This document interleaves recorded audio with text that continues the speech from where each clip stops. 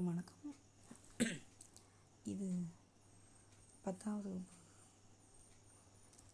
வகுப்பு அறிவியல் புத்தகத்தில் 9வது பாடத்தில் இருக்குது. கரைசல்கள் அப்படின்னு சொல்லி ஒரு பாடம் இருக்கும்.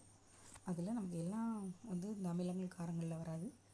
ஆனால் நம்ம 9th ஸ்டாண்டர்டில் லாஸ்ட்டில் படிக்கும்போது நீரேறிய உப்புகள், படிகமாக்கல் நீர்லாம் படித்தோம்ல, அதை பற்றின ஒரு சின்ன பகுதி இதில் இருக்கும். அதை மட்டும் நம்ம பார்க்க போகிறோம். இதில் பார்த்தோன்னா நீரேறிய உப்புகள் மற்றும் படிகமாக்கல் நீர் இதில் இருக்குது. நம்ம முன்னாடி அங்கே பார்த்தது தான். அயனி சேர்மங்களை நீரில் கரைக்கும்போது அது என்ன செய்யும் அப்படின்னா நீர் மூலக்கூறுகளை ஃபுல்லாக கவர்ந்துடும். அப்படி கவர்றதுக்கு பேர் நீரேற்றம் அப்படின்னு நம்ம பார்த்தோம்.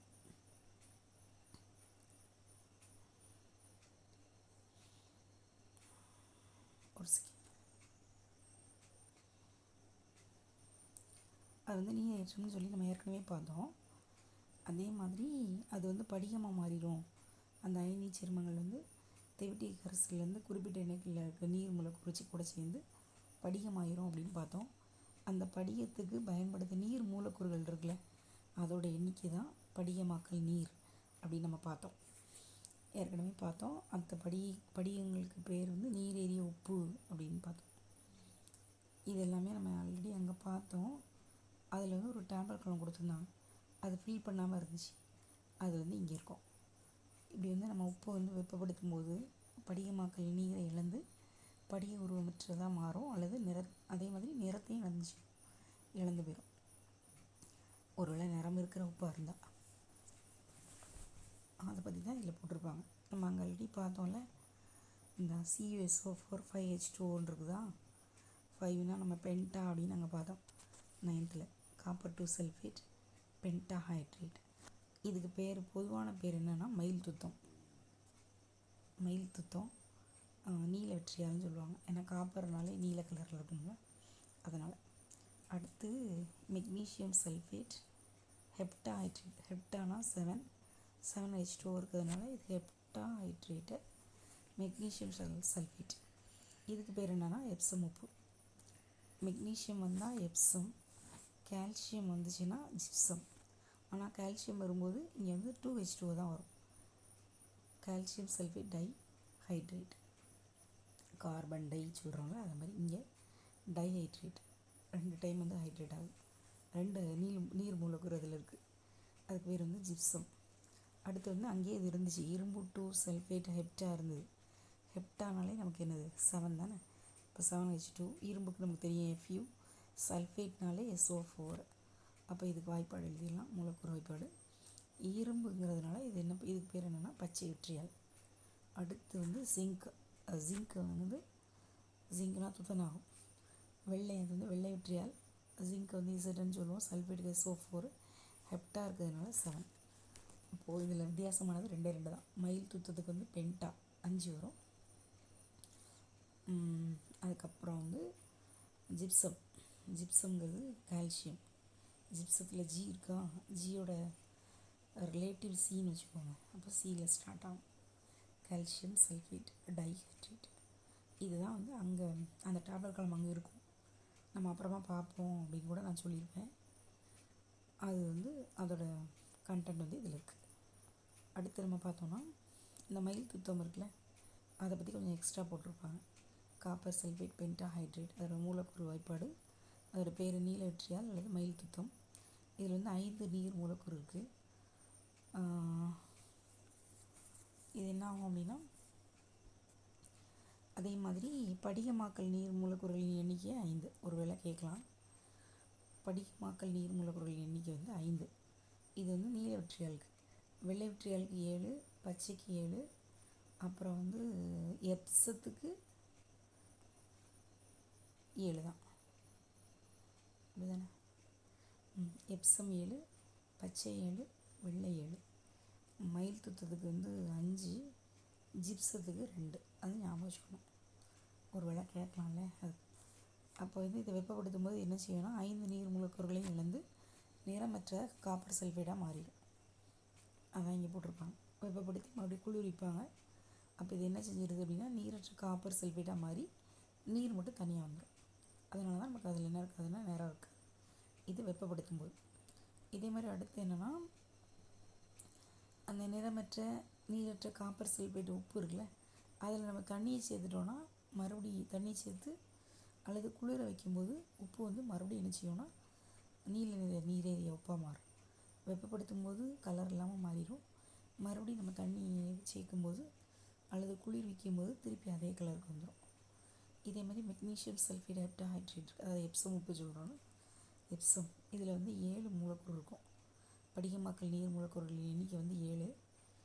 இதையும் வெப்பப்படுத்தும் போது 7 நீர் மூலக்கூறுகளையும் இழந்து நீர் இல்லாத மெக்னீஷியம் சல்ஃபேட்டாக மாறிடும். இந்த போட்டிருப்பாங்கள்ல, மறுபடியும் வந்து தண்ணியை சேர்க்கும்போது அல்லது குளிர்விக்கும் போது மறுபடியும் என்ன செய்யணும்னா நீரேறிய உப்பாக மாறிடும் அப்படின்னு சொல்லியிருக்கு. இதுதான் வந்து நமக்கு உள்ள டாபிக். அதனால் இதையும் நம்ம அதோட சேர்த்து படிச்சுக்கணும். இதுக்கப்புறம் வந்து பிஹெச் அப்படின்னு சொல்லி ஒன்று படித்தோம்ல, அதுவும் இதே 10th இருக்குது. அதையும் நம்ம சேர்த்து இதே வீடியோவில் சேர்த்து பார்த்துருவோம். பிஹெச் அளவுகோல் அது வந்து அடுத்த லெசனில் இருக்குது, அதையும் பார்த்துடலாம். இது அதே 10th அடுத்த லெசன் 10வது லெசனில் இருக்கும். அதில் வந்து பிஹெச் அளவுகோல் அப்படின்னு சொல்லிட்டு ஒரு தனியாக ஒரு தலைப்பு இருக்குது. நம்ம ஏற்கனவே அங்கே படித்ததுனால நம்ம அதை பற்றி இதில் படிக்க போகிறோம். ஆல்ரெடி நம்ம படித்தோம். பிஹெச் அளவுகோல் வந்து எங்கே இருக்கும்னா 0லேருந்து 14 வரைக்கும் இருக்கும் அப்படின்னு நம்ம பார்த்தோம். அப்புறம் வந்து அமிலங்கள் எப்படி இருக்கும், காரங்கள், நடுநிலைத்தன்மை, அதெல்லாம் நம்ம பார்த்துட்டோம். 7 இருந்துச்சுன்னா நடுநிலை, 7 விட கம்மியாக இருந்துச்சுன்னா அமிலம், அதிகமாக இருந்துச்சுன்னா காரத்தன்மை அப்படின்னு நம்ம பார்த்துட்டோம். அதுக்கப்புறம் வந்து வேறு அதில் ரொம்ப இதுவும் இல்லை. ஆனால் இப்போ என்ன பார்க்க போகிறோம் அப்படின்னா, அதை பற்றி கொஞ்சம் டீட்டெயிலாக இதில் போட்டிருப்பாங்க. இது வந்து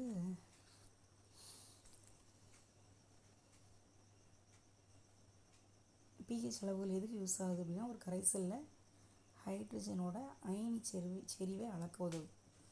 என்ன கேட்கலாம்னா, பிஹெச் அளவுகள் ஒரு கரைசலின் டேஷை அளக்க உதவும் ஒரு அளவீடு அப்படின்னு கேட்டால், ஹைட்ரஜன் அயனி செறிவு, ஹைட்ரஜனில் எவ்வளோ ஹைட்ரஜன் அயனி எவ்வளோ இருக்குதுன்னு பார்க்குறதுக்கு.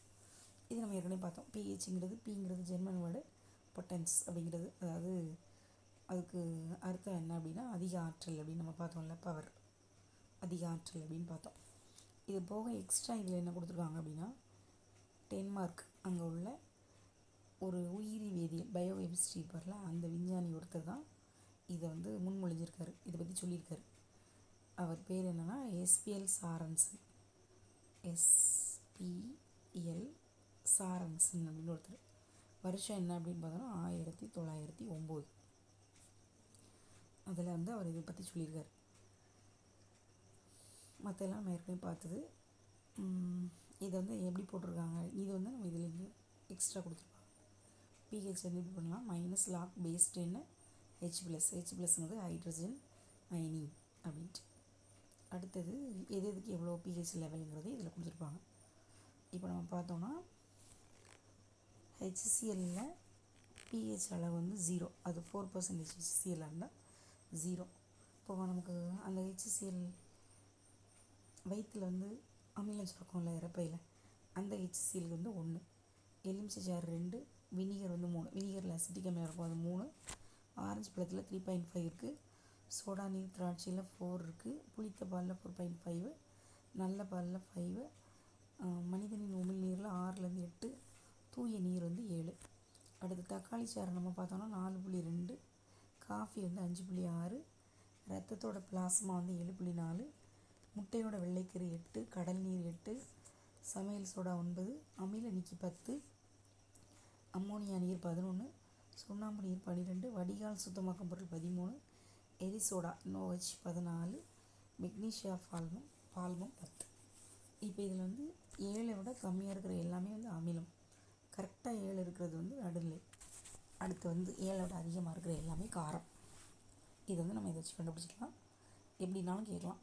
ஏதாவது ஒன்று கொடுத்து இதோட பிஹெச் அளவு என்ன அப்படின்னு கேட்டாங்கன்னா கூட நமக்கு சொல்ல தெரியும். அப்போ வந்து என்ன பண்ணணும்னா, இந்த டேப்லர் காலம் வந்து மெமரைஸ் பண்ணி தான் ஆகணும். அது வந்து நம்ம ஷார்ட்கட் வந்து இருக்குதான்னு பார்த்துட்டு முடிஞ்சால் ஷார்ட்கட்டை வந்து ஷார்ட்ஸில் போடுறதுக்கு ட்ரை பண்ணுறேன். இது நம்ம படிக்கணும். அடுத்து வந்து பிஹெச் தாள் இருக்குது, அதை வச்சு ஒரு கரைசலில் பிஹெச் அளவு எவ்வளோ இருக்குது அப்படின்னு கண்டுபிடிக்கலாம் அப்படின்னு போட்டிருக்காங்க. இதுக்கு வந்து ஒரு பொது நிறங்காட்டி ஒன்று எடுத்துக்கிறோம். அந்த நிறங்காட்டி என்னென்னா சில ஏதாவது சாயங்களோட கலவைன்னு வச்சுக்கலாம். இது வந்து கரைசலோ அல்லது தாழ் வடிவிலோ பயன்படுத்தலாம் அப்படின்னு போட்டிருக்காங்க. இப்போ இதிலே நமக்கு போட்டிருக்காங்க பாருங்கள். 7 இருந்தால் நடுநிலை, 8, 9, 10 இந்த கலரில் க்ரீன், ப்ளூ, அப்புறம் டார்க் ப்ளூ, இதெல்லாம் 10. ரெட்டு, அப்புறம் இந்த லைட்டாக ஒரு எல்லோ மாதிரி எல்லோ ஒன்று, அப்புறம் இந்த லைட் ஆரஞ்சு, இது எல்லாமே வந்து அமிலம் அப்படின்னு காமிக்குது. அப்போ இதில் வந்து என்ன பண்ணுறாங்கன்னா, அந்த பிஹெச் தாளை எப்படி பயன்படுத்துறது அப்படிங்கிறதே இது ஒரு மெத்தட் இருக்குது. அப்படின்னு இந்த பிஹெச் தாளில் என்ன இருக்கும்னா, ஃபுல்லாக வந்து அதில் கலர் இருக்கும். அதில் ஃபுல்லாக கலர் இருக்கும். அந்த ஒவ்வொரு இதில் பார்த்தீங்கன்னா ஒவ்வொரு கலருக்கும் அந்த பிஹெச் லெவல் அதில் கொடுத்துருப்பாங்க. ஒவ்வொரு கலருக்கும் என்னென்ன பிஹெச் லெவல் அப்படின்னு சொல்லி கொடுத்துருப்பாங்க. அந்த நிறங்காட்டியில் பாட்டிலோட ஒரு கைடு கொடுத்துருப்பாங்க, அல்லது நீளமாக ஒரு பேப்பர் மாதிரி கொடுத்துருப்பாங்க. இந்த தாளுக்கு பேர் தான் பிஹெச் தாள். இப்போ ஒரு துளி கரைசலை அந்த ஒரு பொது நிறங்காட்டி கூட சேர்த்து இந்த பிஹெச் தாளில் வச்சுருப்பாங்கள்ல, அது கூட நம்ம தொடர்புபடுத்தி பார்த்தோன்னா பிஹெச் மதிப்பு வந்து பார்த்துக்கலாம். ஆனாலும் இது வந்து தோராயமானது தான். மனித ரத்தத்தோட பிஹெச் மதிப்பு வந்து 7.4 அப்படின்னு சொல்லியிருக்காங்க. அப்போ வந்து நடுநிலையை கொஞ்சம் தாண்டிடுச்சு. அடுத்தது அன்றாட வாழ்வில் பிஹெச்சோட பங்கு. பிஹெச் தேவையா அப்படின்னு பார்த்தோன்னா, நமது உடம்புல வந்து 7லேருந்து 7.8 வரைக்கும் பிஹெச் வந்து வேலை செய்யுது அப்படின்னு சொல்லியிருக்காங்க. உயிரினங்கள் வந்து ஒரு குறுகிய பிஹெச் எல்லைக்குள்ள மட்டும்தான் உயிர் வாழ முடியும். ஏன்னா நமக்கு உடம்புல நிறைய திரவங்கள் இருக்குல்ல, அது பிஹெச் மதிப்பு இருக்குது. மனித ரத்தத்தின் மதிப்பு சொல்லியாச்சு, 7.35லேருந்து 7.45. ஆனால் நம்ம 7.4ன்னு சொல்கிறோம். இது வந்து குறைஞ்சாலோ அல்லது அதிகரித்தாலோ இது வந்து என்ன ஆகிரும், நோய் உண்டாயிரும். அதே மாதிரி மனித செரிமான மண்டலத்துலேயும் பிஹெச் மதிப்பு இருக்குது. நமக்கு இறப்பையில் வந்து ஹைட்ரோக்ளோரிக் அமிலம் HCl வந்து சுரக்கும். இது வந்து இந்த அமிலம் என்ன செய்யும்னா, இறப்பையை பாதிக்காது. ஆனால் அங்கே சாப்பிட்ற சாப்பாடை டைஜஸ்ட் ஆகுறதுக்கு செரிமானம் ஆகிறதுக்கு உதவும். அப்போ நம்ம சரியாக வந்து அங்கே செரிமானம் ஆகலைன்னா அந்த இறப்பையில் என்ன ஆகும்னா இன்னும் நிறைய அமிலம் சேர்ந்துடும். அந்த அமிலம் சேரும்போது அங்கே வலி வரும், எரிச்சல் வரும்.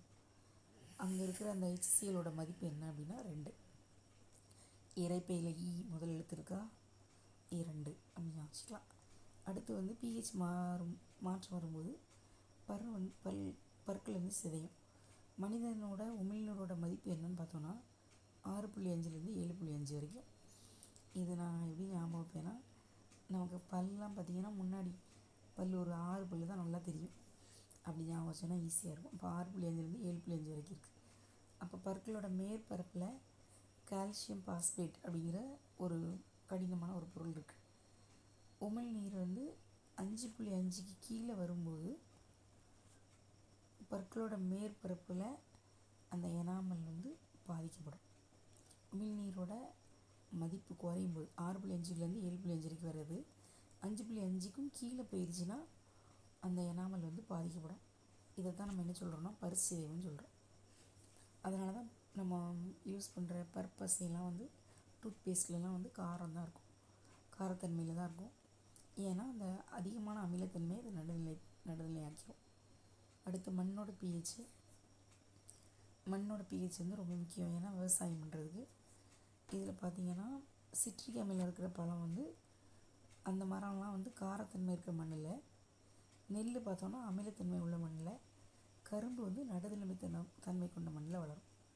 அதாவது இந்த எலுமிச்சை, ஆரஞ்சு அந்த மாதிரிலாம் இருக்குல்ல, அதை வந்து காரத்தன்மை உள்ள மண்ணில் வளர்க்கலாம். நெல்லை வந்து அமிலத்தன்மை உள்ள மண்ணில் வளர்க்கலாம். கரும்பு வந்து நடுநிலைத்தன்மை கொண்ட மண்ணில் வளரும் அப்படின்னு சொல்லிட்டு இதில் சொல்லப்பட்டிருக்கு. அடுத்து மழைநீரோட பிஹெச் மதிப்பு வந்து அப்ராக்சிமேட்டாக 7. இது வந்து நடுநிலைத்தன்மை, தூய்மையானது அப்படிங்கிறத சொல்கிறாங்க. அதே மாதிரி காற்றுல வந்து வளிமண்டல காற்றில் sulphur dioxide, nitrogen oxide,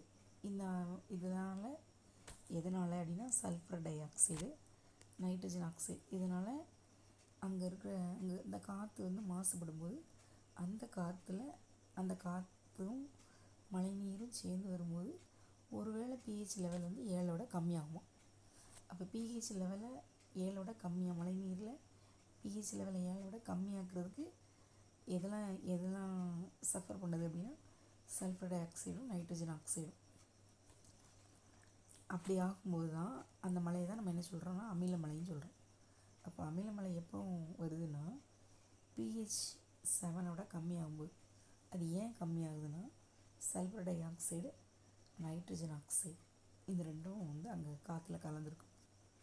இது ஆற்றுல சேரும்போது அங்கே இருக்கிற pH என்ன செஞ்சிடும், குறைச்சிரும். அதனால் நீர்வாழ் உயிர்களோட வாழ்வு பாதிக்கப்படுது. இது ஒரு கேள்வி கேட்டிருக்காங்க. அறை வெப்பநிலையில் தூய நீர் pH மதிப்பு 7 ஏன் அப்படின்ட்டு. அடுத்து இதில் கொஞ்சம் கணக்கு இருக்குது. pH கண்டுபிடிக்கிறது அதுவும் பார்ப்போம், எத்தனை சம் இருக்குன்னு பார்ப்போம். நிறைய இருந்துச்சுன்னா அடுத்த வீடியோவில் பார்த்துக்கலாம். 4 சம் கிட்ட இருக்குன்னு நினைக்கிறேன். 4 எஸ். சரி, கணக்கு மட்டும் நம்ம தனியாக